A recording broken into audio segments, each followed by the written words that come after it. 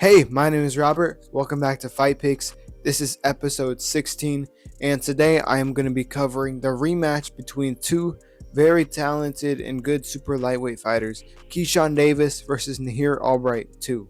So I'm just going to jump straight into it. I'm going to cover Keyshawn Davis's fight style and some of the things he does wrong. But if you want to skip to my predictions, just go to the little timestamp in the description. Keyshawn Davis is a 5'9" boxer, puncher, and counter puncher who could land with his power at all times. Keyshawn Davis holds a traditional guard and occasionally switches to a Philly shell. Keyshawn starts the fight with jabs and feints to the head and body, as most fighters do. It does not take long for him to settle into the fight. Even early into the fight, Keyshawn Davis is always looking for openings in his opponent's defense, and he's looking to land those counter shots. Keyshawn is good at initiating offense with shots that would typically come through a combination. These single shots are very effective, and he has shown to have great precision on them. He has success ripping single hooks or uppercuts to the body. Keyshawn Davis has power in all of his punches, but he has found the most success with his precise straight right hand and his nasty left hook to the body. Keyshawn is by far the most underrated body puncher in current boxing. This dude has found a sweet spot for that left hook to the body recently. He dropped and finished Jermaine Ortiz and Denis Berenchyk with this shot. If you rewind a few years back, he had a devastating body shot counter against Anthony Yiggett that showed his counter ability. Keyshawn has a variety of defensive tactics. He alternates between head movement, footwork, shoulder roll, parrying, and his high guard in all of his fights. His defensive techniques vary based on the opponent he is facing. Against Gustavo Lemos, who is a front foot pressure fighter, he used footwork to avoid the single punch shots that Gustavo Lemos kept on throwing in that fight. In doing so, he managed to reduce the threat in front of him by a large margin, and he rendered Gustavo Lemos' offense completely ineffective. Keyshawn Davis is a good example of a fighter who adjusts their game plan based on the opponent they are fighting. Of course, everyone does this, every fighter does this,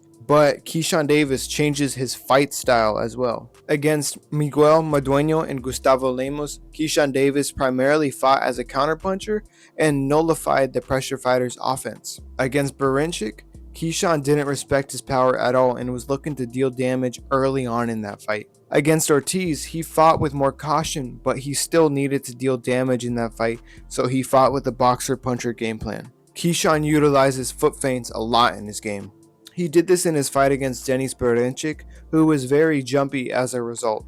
Keyshawn also utilizes hand feints throughout his whole fights, but he primarily does this in the first round. This is where he gets the feel for his opponent by jabbing and feinting. Keyshawn has great defense, but he has been able to get hit most often when he is mid-combination. Ortiz was able to counter him effectively, though not enough to win any clear rounds. Though not having too much success in their first fight, Nahir Albright did have one moment where he landed a nasty counter overhand right, which actually stunned Keyshawn for a split second. Keyshawn also sometimes leaves his chin out there, but he has good reflexes, so most of the time he can slip and dip and get out of the way of punches. Now I'm going to be covering Nahir Albright's fight style along with some of the things he does wrong. Nahir Albright is a 5'8" orthodox boxer puncher who most recently has been using the conventional guard. Similar to Keyshawn Davis, Albright switches his guard positioning. However, he typically switches between his conventional high guard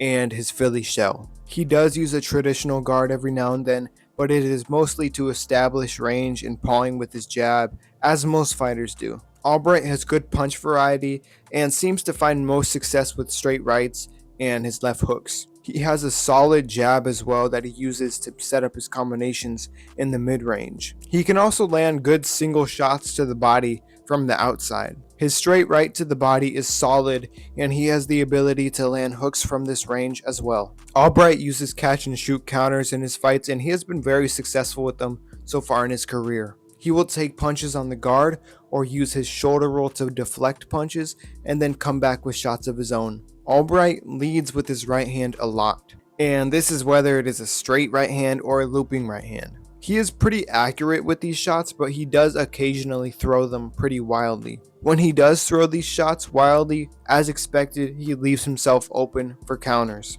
He becomes off balance and lowers his guard, which can be devastating against counterpunchers. Albright has good punch placement and combination, and he has good timing as well. His combinations are definitely where he finds his most consistent success. He showed his great counter ability in both his fight against Frank Martin and his fight against Kelvin Davis. Although both were southpaws, he was able to find a lot of success on the inside with counters. He would make these two fighters miss, and most often land a single shot counter of his own, which would then lead to successful combinations. Defensively, Albright likes to use his high guard on the inside, and he parries a lot of punches when he is on the outside. He also uses his shoulder roll and slips occasionally, which he finds success with. Albright has these nice off-timing punches that he throws that catches a lot of his opponents off guard. He has shown that his jab, left hook, and straight right can all be thrown at unexpected times.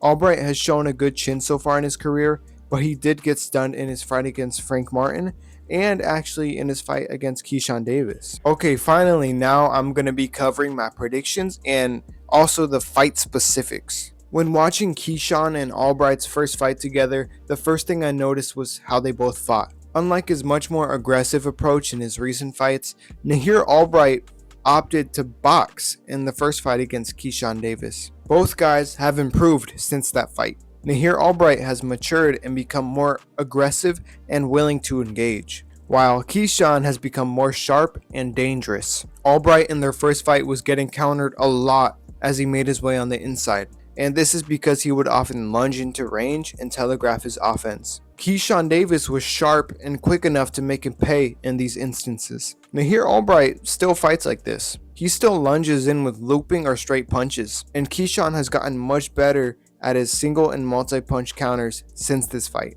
Albright most likely sees that the pace he fought Keyshawn Davis at in their first fight did not work out for him. So I'm guessing he will resort to the game plan he has had most recently in his fights. A more aggressive game plan in this fight will give him a much higher chance of victory, but it is also much more dangerous. Keyshawn is a nasty counterpuncher. To the head or to the body, this dude is extremely sharp and devastating with his counters. An aggressive game plan for Albright will be good in moments, but I believe in the long run it'll do more damage for him than good if he is unable to gain respect early.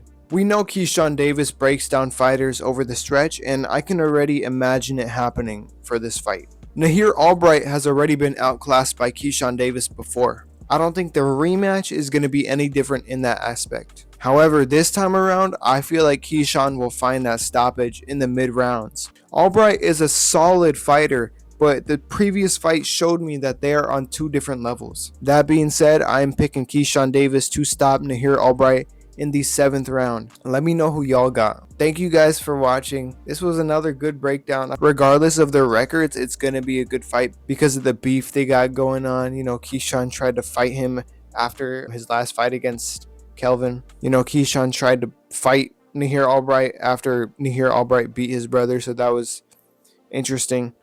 But still, I mean, that makes this fight much more interesting. And I was thinking, you know, it doesn't really make that much sense, like, record-wise. They probably shouldn't be fighting.